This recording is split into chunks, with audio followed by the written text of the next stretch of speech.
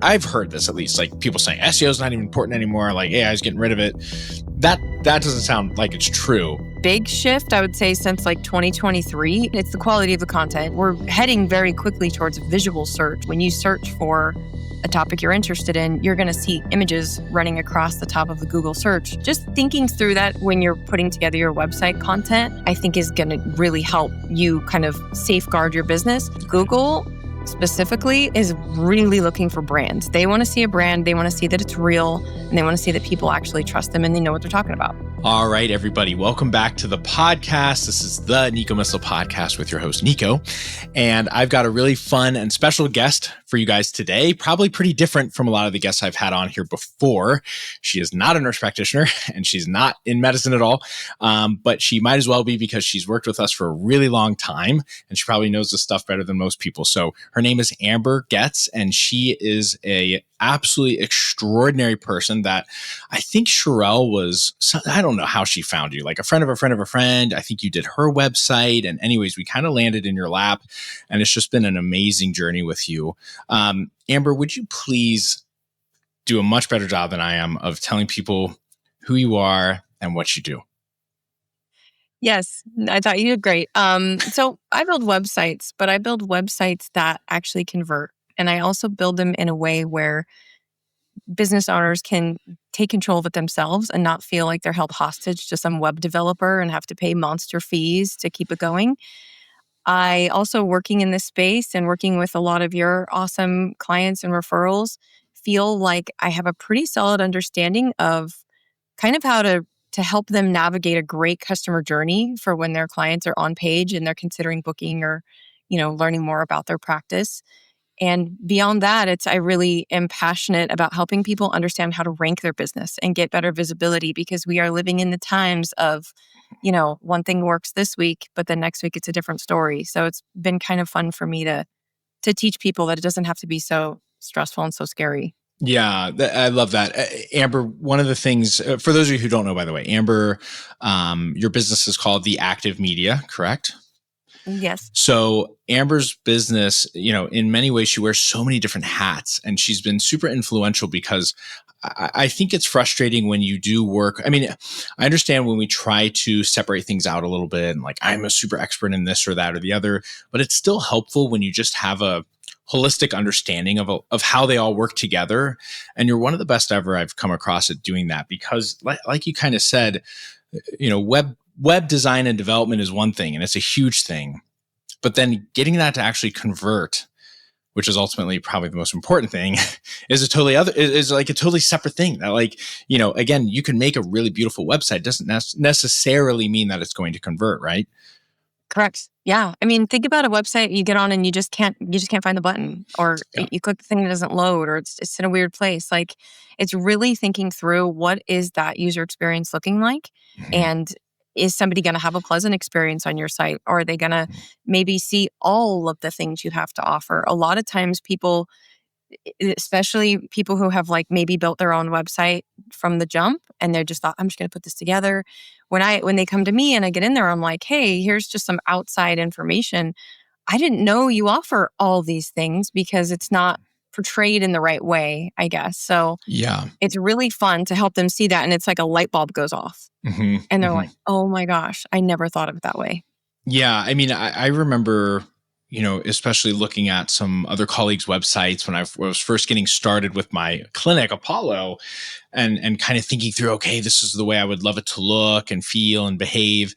And then kind of being blown away by some of the recommendations you were making, because it felt a little bit counterintuitive in some ways. But then all of a sudden seeing the net return on that was like really, really extraordinary. And I think that's what, I don't know, it's a shame, because I think in today's age, there is still so much, hey, use this AI whatever to build your website. You don't have to spend $1 million on it. And I get it. Maybe for some people that's totally fine, but especially for those of us in medicine where there's so much trust involved, it's not like you're just buying some little gizmo or gadget from the internet for $3 and who cares what the website looks like. And even then, like, a lot of us are in the telehealth space and virtual health space. And so now really your website is like, it is literally your everything. I mean, it's your storefront. It's where people maybe for the first time are ever going to meet you and see you and get an understanding of who you are. So I think it allows people to, at least in today's age, there's this idea that you can just use AI for everything. And maybe that day will come, but right now I think there's so much going on that you actually do need someone like yourself to kind of, I don't want to say handhold, but you know what I mean? Like really guide you through like, hey, I know you maybe heard that or watched that on a YouTube video, and that's really interesting, but like, here's how it really plays out in the real world. Well, that, and I think it's a lot of times, not that, people are being tricked, but you might think, oh, I'm just going to do this DIY website thing. It's going to be fine. I'm going to pay this fee. I'm going to grab a template. But then later on in 6 months, you're like, gosh, I kind of want to add my newsletter. I kind of want to start a course. And then you come to find out, oh, it doesn't really do that. Mm-hmm. Oh, it does, but you have to pay more. Like there's always some hidden thing that takes you to the next level, and you're going to keep hitting that ceiling when you use some of those systems. And I have played with the AI websites. They're fine. It's fine. But you're going to get an AI built website that doesn't take user experience and user interface into example at all. It's just going to kind of throw it together based off the prompt, and you're going to end up with a bunch of code as a regular person going, what do I do with this? It's so stressful. It's so stressful. Amber, how in the world did you like get into this space? Like, how did you land in this? Okay. So fun fact, I was, in a human anatomy class in community college because I thought I wanted to go into the health field. So it's kind of funny. I was a personal trainer at the time. So I was like, maybe I'm going to do more in this. And I don't know what it was, but I saw a flyer in the hallway at school about learning how to build your own online store. It was like when e-com, it was like 1997. It was a long time ago. And I was like, that's cool. I should take that class. And at the same time, I had a part-time job at an aerospace company, and I worked in purchasing, and I shared an office with their web developer who was just coding at that time. Wow. And I remember asking him, what are you doing over there? And he's like, I'm building the website. And I'm like, what's a website? Like, I just didn't get it, you know? And I don't know, it just kind of intrigued me, and I completely switched gears. I've really just enjoyed, I really get kicks out of seeing a business thrive, seeing that like growth go up. Yeah. I love it. Yeah. And I think that's another thing that I really like to point out. For me, I really encourage my customers to fully understand the data. They need to understand their analytics. They need to understand why we're having drop-offs. Where can we improve things? Like, that data is free, and it is so important. It is so important. Don't just go, oh, I have a Google Analytics, I don't look at it. Like, right. Look at it. It's very important. It's funny because just today, for those of you who don't know, Amber and I, we all had a meeting, not just Amber and I, but Emily and Cheryl. And she's always so good at like, hey, let me show you like the data. Have you looked at this? And I'm like, no, I haven't. And honestly, if I did look at it, I have no idea if I would gain anything from it. But you're one of the few people who, I mean, again, because we'd worked with some website people in the past who like, you know, I don't know if they like tried to hide the data necessarily, but they just weren't really forthright with it. And I think that's a huge red flag, I'm sure, in your industry, right? Is some people share stuff, some people don't, whatever. But I think it's just really, it adds a lot of value. It really does. Because again, I'm not just like, you're not just telling me, oh yeah, Nico, the website's doing amazing. It's like, no, seriously, like look at the numbers, like see how this has been going since we first started. I love that. I mean, I think in a lot of ways, I think, you know, the comparison would be me telling you like, Amber, you're doing amazing. Your hormones are excellent. And you're like, well, I mean, that's great. But like, is there one other way I could know that or understand that or see that? Yeah. I think that's really important. Yeah. I think a lot of other developers shy away from sharing the data because it's a lot of times, like you just said, it overwhelms people and they don't know how to look at it. And they don't maybe have the time to explain. I don't know. I don't mind. I don't mind going here. At least understand these 4 or 5 things. Like, I really want people to walk away with that. Like, for example, if you know, a clinic's out there and they're pushing hard on social media and they're doing a newsletter and they've got sales flyers out there and they've got their meta campaigns running, they should look at their data and go, are all these things working? And you can see all your channels coming in, and you can see like, where are you bringing in the newest, the biggest amount of new people? Right. And are those people interested? Or are they leaving right away? They're not interested. Right. So don't waste your money. Like, understand data. Yeah. Amen. I love that. Yeah. Amber, you've, been in the space for a while, so you've seen a lot of changes. A lot. What is like, I guess, what's coming down the pipeline that excites you, and maybe one thing that kind of freaks you out? Like, what are the things that we're seeing, especially with the AI stuff? Like, what have you Yeah. seen? Okay, things that excite me is the opportunity for AI automation. I briefly kind of shared with you the tool I'm trying to build. I'm not ready to share it yet, but I am Yeah. working on a tool that hopefully business owners can grab for like a low monthly fee, and it Mhm. will help them completely automate SEO content so their site can just Wow. keep cranking out new content that they still need to look at with their own Mhm. human eyes and Mhm. digest. Um, and I'm doing that because I feel like a lot of SEO firms right now are taking advantage of the changes, Yeah. and they're charging for things they shouldn't be charging for. And I don't know, I see a little hole there where I'm like, Mhm. I think this could change a little bit. So that's very exciting. I'm playing with all these N8N, all these automation AI agent tools, which are very, very cool. Yeah. The thing that freaks me out though is the amount of time you spend on something Yeah. for it to be totally different 2 days later. Because the second I started to learn N8N, ChatGPT is now running AI agent tools inside of chat. Right. So I'm Yeah. like, do I need to cancel the N8N now? Like Yeah. it's Yeah. It's so that's crazy. it's crazy. So, It's before you tell me about stuff that scares you or freaks you out, so on the beneficial side of things, so for those of us or those of you who are listening, SEO, search engine optimization. So what yes. Amber's Thank amazing you for at is, clarifying all no, of you're my fine. You're things that fine. I don't clarify. It's like if I was talking about hormones, you'd be like, what the hell is this guy talking about?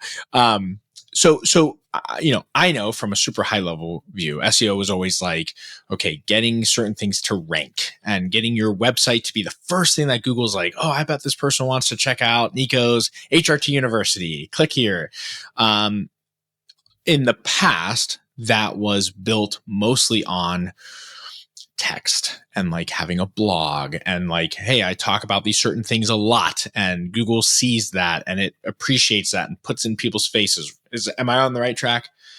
Pretty much. There's And the technical side of things, but we don't need to get into that. okay, good. No one cares. Perfect. I'm nailing it. But now, something you were telling me about even today was like, SEO, is it still, well, I've heard this at least, like people saying SEO is not even important anymore. Like AI is getting rid of it. That doesn't sound like it's true. It's just changing It's and it's changing. amplifying, right? It's like, well, now, yeah, sure, the blogs are still important, but like now you might want to have some pictures in those blogs. And Yeah. what other things, what's different about SEO from the 90s to now, essentially? Like what Oh has my been the gosh. big shift? Okay, so big shift I would say since like 2023 is it's not even the content, it's the quality of the content. People who are just Mhm. like randomly generating ChatGPT blogs and not reviewing them and not making sure that their internal linking set up properly, like those aren't going to do anything for you anymore. So, valuable content, you are going to have a little bit of code knowledge because LLMs, which are large language models, AI, Perplexity, Chat, those are LLMs.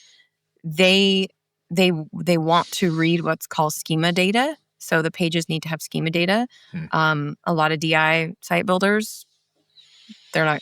That's not a part of the package they're going to give you. Right. But then even newer, like in the last week, I've learned that we're heading very quickly towards visual search. So you will now see when you search for a topic you're interested in, you're going to see images running across the top of the Google search, like you do when you are shopping and you see like it's going to start looking like that. I talk a little bit about it in my latest LinkedIn post, but I'll probably share in my newsletter this weekend.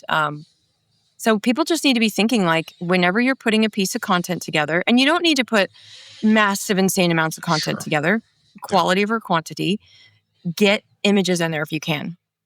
And I'm sure videos on its way. Haven't heard anything compelling on that yet, but those are probably the big things. And still tried and true is backlinking. Backlinking from authority websites in your niche. So not going to Fiverr and paying somebody $50 for a bunch of spammy backlinks that'll actually get you index. I'm talking, reaching out to other businesses in your space and just saying like, hey, is there any way we could share a link, or could I put an article on your site about what we do in a collaborative way? And that's like the old school SEO that's still working Okay. very, very well. And what is that doing? Is that just helping build trust almost? Yes. Right? Okay. Okay. It's building trust and showing Google that you are the authority in your space. You Right. know what you're talking about. Look at all these people that link to you. Clearly you're the guy. Yeah. So it's super, super important. Amber, one of the things that this is something I come across a lot in my universe, which is I am maybe starting a new business or a new clinic specifically, or maybe I've had a clinic for a while here, but I don't want to spend a lot of money on a website.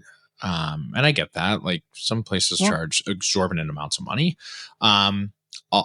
Maybe I'll just do it myself, or can I get someone to do it for $500 on Fiverr or Upwork or something like that? Why is that a bad idea? So there's two different answers there. If you find someone on Fiverr that you can spend $500 and you can at least get them to put you into WordPress, you've got legs to grow on for the future when you are ready to invest a little bit more on a real website.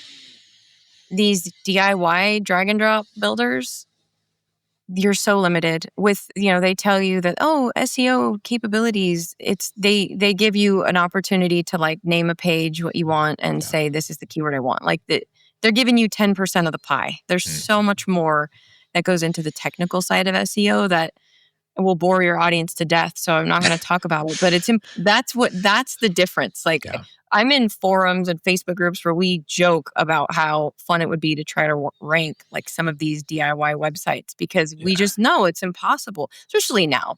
Like if you can't get in there and work on the guts, it's not happening. Yeah. Most of us business owners, small business owners, most of us don't even have time for that. Frankly, I remember when I first looked at it, because I'm relatively speaking, I'm like, I'll give my chance at throw myself into this or whatever. And it was very quickly like, this is like obviously like a full-time job. This would be like attempting to learn medicine in like a couple weeks kind of thing. Right. Like I just, I try to tell a lot of people like, look, the amount of time alone that you're going to spend trying to do something like this for what will end up being a really half-baked product is probably not going to help convert. And then eventually you're going to have to spend money on someone who can fix your stuff. I mean, even we've fallen into these instances, but I think for most people, I think it's hard for us to understand how much goes into, like you were saying, SEO and stuff. I think it's really easy for us to just assume that like, it's no big deal anymore. We just write a couple blog posts, but it is really technical. Yeah. I think it used to be more for like the SaaS industry, SaaS and like IT. It wasn't, even in like 2012 when I started getting really into SEO, there wasn't a lot of people talking about it. It wasn't a thing yet. And now it's like, it's just as important as the storefront itself. And if you're considering paid ads, you better already be doing SEO, because your ads aren't going to run well if your site is built poorly. Yeah. That's something I learned recently. I mean, it's so interesting. It all plays together, right? But this is where it's frustrating, because again, if you just hopped on YouTube and typed in, how do I run Facebook ads? You can get some really good content information on that. You could run those ads and they'll go absolutely nowhere. Because you had no idea that you had to have good SEO. And again, what does that even mean and look like? So I think there's just so many layers. I think that, I don't know, the way I think about the way things are going now, I think where maybe SEO and website building, for a lot of people, they still think of this as like a very like adjunct thing to their business. I think of it like, well, look, we pay like bookkeepers and accountants, right? Like I don't want to do that stuff. And I certainly pay eventually. I mean, hopefully you're paying someone to do your taxes, because that's really complicated. Like why that's the same. I think that's the same mindset. If anything, I'm almost like, you could actually probably do that stuff easy. It's probably more easy to do bookkeeping and accounting than it is to like really truly develop all that back end stuff in terms of the technical side. Would you agree with that? Yeah, I would actually, because I think it's all becoming this one whole machine. And if your plans are for your business to grow, if your website is not foundationally rock solid, you're going to be capped. Mhm. You're going to be capped, and that's it. That's just how it is. No matter if you're going to start paying for traffic or you're going to just keep trying to write content and get it to rank. Yeah. So yeah, I would agree with that. Amber, who are, I mean, obviously people know who I am if they're listening to this podcast, but like, what are the types of clients you typically work with? And like, what specifically are they usually coming to you for? Usually they come to me because they say, I used to just get business. My phone used to ring and it's not. Hmm. That's been the case probably last year. It's like, what's going on? Hmm. So then we do a deep dive and I make them kind of like a visual audit where I show them what I'm finding in their site, give them all that information so they have it. And then I also kind of crawl their competitors just to show them the difference. And that's usually for them. They're like, oh man, now I know why now I understand visually why they're stealing my traffic away Mhm. because they probably made the jump and upgraded, 6 months ago. And so the type of client I like working with, the open-minded ones that want to learn this stuff. I'm not asking them they have to. They don't have to feel comfortable jumping in there at all. But I guess I like when they care, when they understand, because I'm going to get a better feel for what I can do for them versus someone who's like, just copy the website, build it. Right. I like that collaborative environment. You saw with the HRT University site, like Mhm. wireframing it first. So we're working together. So you see it, you make changes, you say, we like this, we like that, get your whole team in there. Like I want it to be a collaborative space so my client feels like they built it with me. Mhm. Because then I feel like it takes if they do enjoy, dabbling a little bit and like doing a DIY thing, it kind of gives them that ability to feel like they were part of it, Yeah. and then training them how to use it. And I like that a lot, very much. So someone that wants to understand a little bit more. Yeah. What are the things I'm harkening back to an earlier question?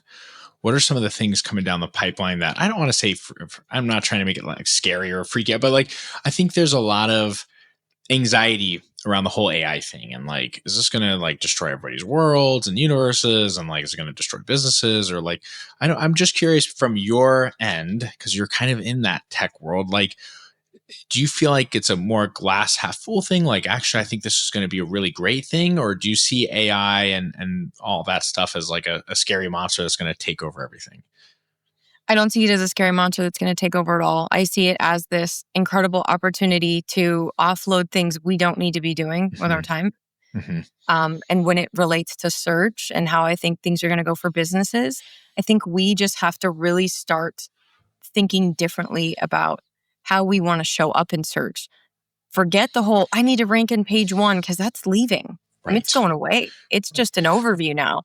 So now Amber, it's let me like, pause you for a second because I love that. yeah. This is just so interesting. Oh, What do you okay. mean? What do you mean by that? Like, what do you mean it's going away? The ranking number one. Like, what does that look Okay. like? Okay. Let me back up. Okay. So, where I think it's going is search is becoming very, like I said earlier, visual, but with AI overview, if you're using Google, you're seeing that Google's now spitting out this chunk of information as the answer to the question you asked, and the businesses that are winning are being cited in the AI overview, Mm-hmm. which I've had plenty of clients rank in there, and it's happening, and which is great and it's exciting. But I think we as business owners have to shift away from having that desire to be first, second, third, fourth in the search page. When you used to go to Google and search, lawyer near me, and it was like whoever was at the top, they were Right. killing it.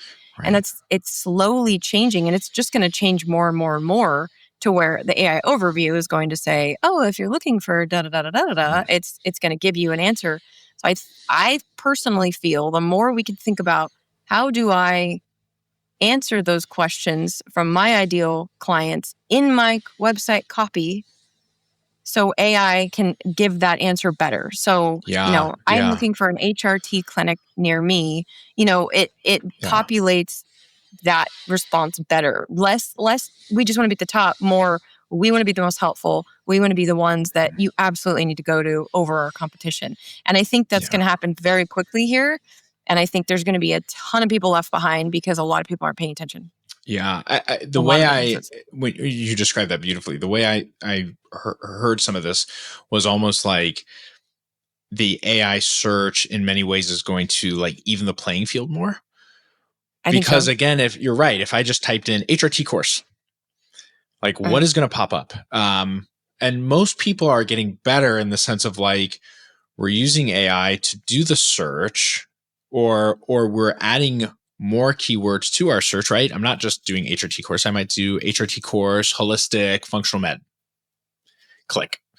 And again, where it might have just spat out the first most popular HRT course in the world, but maybe that wasn't functional medicine or whatever. Maybe now it's niching down a little bit more like, oh, okay, I understand what you're looking for. I know that it's different from what other people have searched. And so now I'm going to maybe describe a couple different sites that you could look at that are HRT related, but maybe have more of that functional medicine spin. Is that, am I reading that right? Is that? Yes, Okay. absolutely. Also, studies are showing that humans are searching more in lengthy questions versus keywords. Like you said, HRT course, functional. It might be something more like, where is a great HRT course where they also combine functional medicine? Like that. So Right.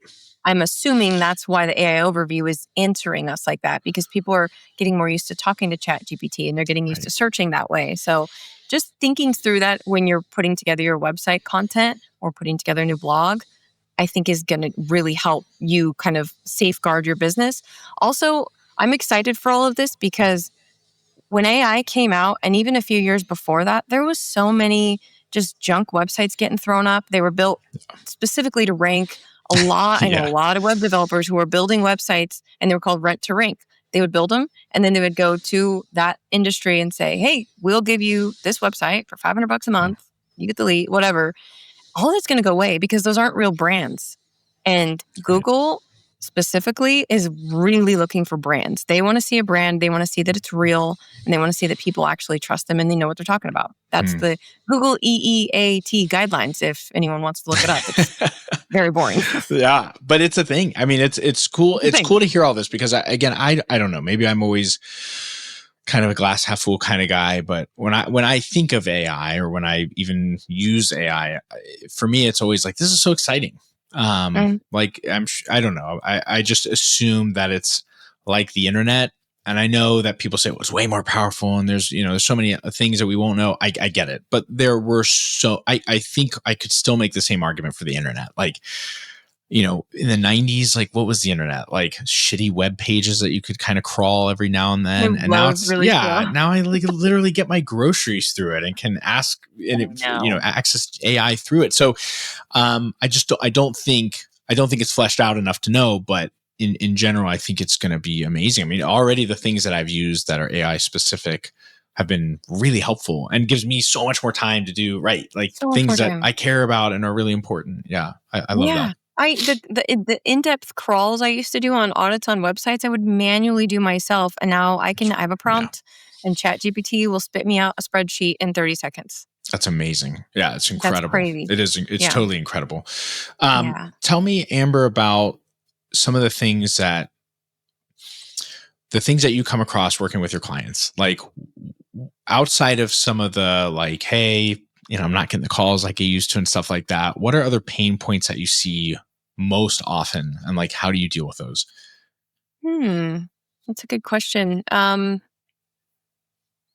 think a lot of people see that, well, when they come to me, they're saying the people are having a hard time finding information. How do I book? Couldn't find it on your site. And that goes back to that whole UX. Like, that's why you don't just grab a template somewhere and plug it in. Like, you need to think through every practice, every business has a very unique clientele, whether people want to realize it or not. And if you aren't like curating that journey for them, it's just not going to feel the same as if they walk through your front door. And you want it to feel that same. I know that sounds crazy because it's digital, but it's absolutely attainable for them to be like, oh, wow. I feel like I just walked into the same office. Cool. Yeah. Yeah. I think when you say UX, user experience, right? User experience. So like that feeling of like a lot of times in medicine, we talk about like the patient journey, right? And everybody has the, the web design journey and all that. But you're talking about literally like, I'm new, I land on Nico's website, and does it feel clunky or weird, or like, is it confusing as to where I go next? Like, is that kind of what you're describing? Exactly. Okay. It's kind of like, okay, when we first were looking at HRT, we were looking at the heat maps. So we could Yeah. see like, where are people clicking or where are they not clicking? Maybe we need to move a button. Like that kind of stuff is really important. If you're Mhm. looking for conversions, and you got to pay attention to what your users are trying to do on your site, because maybe there's a super obvious just hole that you could easily go, oh, let's put a CTA there Yeah. Right. and see Exactly. conversions increase. But again, it goes back to also like data not being shared from web designers to their clients, that they can have that. Most Mhm. people don't know you can put that kind of software in your site and get a peek behind the curtain of what your visitors are doing. Yeah. Amen. Absolutely. What if you found, so you mentioned something early on, which was like, I love the ability for like the people that I work with to also feel a little bit more confident in terms of like, I can access my own website and maybe make some changes without the whole thing falling apart, or me needing to spend tons of money to ask someone to do it, and it maybe takes them 3 days to get around to it. Like how do you set that up? What's so different about the way you do that? So I install a builder in all of the websites that will hold the containers of the template that we work on together, the wireframe that we work on together, and make it so, I mean, technically they could go in and delete everything and that would be bad, but why would someone do that? Yeah. I make it pretty tricky so they can't break the bones of the site, but they can go in and they can edit page content. They can change out pictures if they want. They Hmm. can add, blog posts and make it super, super simple for them in an environment that I feel like it's just as easy as using a Google Doc. It's like Right. click, edit, Right. super simple. Yeah. Amazing. Um, Amber, what is typically the turnaround time? Say someone's like, Amber, yo, I'd love to work with you. Maybe it's on the web design side of things. Like, what's a typical turnaround time for a website kind of like mine, like HRT University or Apollo? Like, how long does that typically take? I would say 30 to 45 days. And that's flexible because things come up, Sure. meetings have to get canceled, things change, but it's really just, as long as feedback's being addressed or moving forward, 30 to 45 days, pretty standard. Amazing. And then from the SEO perspective, what do you see work? Like, I think a lot of people just assume this is something that you just need for a couple weeks to hammer down on, and then you can kind of rest on your laurels. Like, how do you see SEO being done on your end to where it's actually optimal and being successful? For me, when I see traffic increasing from an organic front, that means new users coming in based off of the pages, the posts, the content, etc. And then from there, when we're seeing like traffic increases on a certain keyword, that's very, very important because like obviously that's trending. People are Mhm. searching that, it's working. And if we're seeing on the other side, we're seeing some falls, some dips, then it's important to jump in and be like, okay, what's wrong with this page? There's Mhm. something we could do better. Maybe it needs another photo, whatever it is. Right. Sometimes the simple thing could be like add a graph, add an infographic that explains this better, and then we'll see it turn right back around once we submit it to Google. Okay. Okay. Um, Amber, for people who are like, man, I'm really interested in working with Amber, what's the best way to typically get a hold of you and talk about maybe some of the things that you can offer to these people? Okay. My website is theactivemedia.com, and there's a button on there where you can book a discovery call with me or even shoot me an email and we can Amazing. chat. What are, if you would, can you give people that like list of services, so to speak? Like, what are all the things that the Active Media offers? Okay. So we offer full website development, SEO, local SEO, which is really Mhm. localized. So someone looking to rank higher in the map pack, like when you go on Google Maps and you search HRT clinic near me, Mhm. like get Mhm. you up there. Um, we do some brand content creation, but that has to be local to where I live because I do all the photo videos. So that would be really difficult to do nationwide. And then some other things that I have in the works. I just developed a little tiny mini course for ranking your Instagram because that is new in That's amazing. July. Google announced they're now indexing captions and bios from Instagram posts. So I threw Wow. together a quick little mini course because don't put all this effort into your social media for Yeah. nothing. Like Yeah. make it work for you, obviously. And yeah, I already Are told they you I'm working on that other automation. are they going to do that with like TikTok and Facebook? Like, I don't what's know. just so far? Just Instagram is the one that they're picking on, as far as you Just know. Instagram and Interesting, Twitter used to. Twitter used to. There right? was Twitter card was a part. I mean, it still is a part of the metadata that goes into a Hmm. website, but it's not populating like it used to. So I don't know Yeah. if that's like a I feel like I see Reddit a lot more now than I oh ever yeah. did. Like that seems to be a huge, which is a You whole want nother some thing. free, good quality backlinks, like, and you got a lot of time to waste. That's it's. I mean, you'll see them too. Like, you'll see someone go on there and answer a question. They're very obviously creating a backlink to somebody, Right. but it's It works. it's like one of the top backlink sources right now. It's crazy. That's so funny. For those of you who also don't know, by the way, Amber is one of our HRT University preferred vendors, which we're super excited about that, just because we've loved the work that she's done for us. I mean, it's just been really tremendous. She's done ApolloHealthOP.com. If you go to that, that's our clinic website, and then HRTUniversity.com. And they're both super unique and really interesting. And I feel happy looking at them, and I feel like it's very clear, and I just really appreciated that. I think that again for us, we made a $10,000 mistake, so to speak, and tried working with another web designer who promised all these bells and whistles, and it sucked. Frankly, it was terrible. And we learned the lesson the hard way. So take it from me, for anybody who's curious, if you've spent that kind of money on a website and left kind of empty handed, yeah, we've made those mistakes. And so, we feel really confident when we say like, no, seriously, Amber's amazing. Like she's really, really good at what she does. And she's never let us down ever. So Amber, seriously, thank you for everything that you've done for us. And many, God, how many nurse directors have probably have you worked with by this point? I don't know. Oh my God. I A think handful, right? 25 this Is year, it like a really? good Wow. amount. Oh my gosh, that's Yeah, amazing. a That's lot hilarious. of folks have come my way. So thank you. So Gosh. your anatomy class kind of panned out. You did technically get into medicine. It's A just little bit. I'm like, wow, I'm remembering some of this stuff. That's so funny. I love it. I mean, I think it's kind of funny how that stuff works, right? You're like, I Yeah. have this interest, but then I go completely left field and would do tech, and now I'm like working with a bunch of healthcare people. So Yeah. I think it's Weird. awesome. I think it's tremendous. Yeah. So, guys, again, you can see Amber stuff too. If you go to HRTUniversity.com, you can go to like the preferred vendors tab, and you can see her in there. But the activemedia.com is also where you can find Amber and all her stuff. It sounds like, Amber, you've got some really, really cool little things coming out sooner than later, which is Yeah. exciting. I can't wait for you. I would love for you to share more about that, of course, in the Facebook group. So guys, again, if you are a part of the Nico's HRT University Facebook group, Amber's in there, and she's been really gracious to answer some questions and little things like that and whatnot. And, a lot of people asking there, hey, like I need a website designer, or I need some help with SEO. We're excited to be able to kind of point you guys towards Amber a little bit more closely and develop a little bit more of a relationship with her. But I would love for you to share some of that stuff with us if and when it comes out, whenever that is. That would be awesome. Okay. Thank you so much, Nico. This was Awesome. fun. Absolutely, Amber. Thank you guys for listening, and we will see you next time.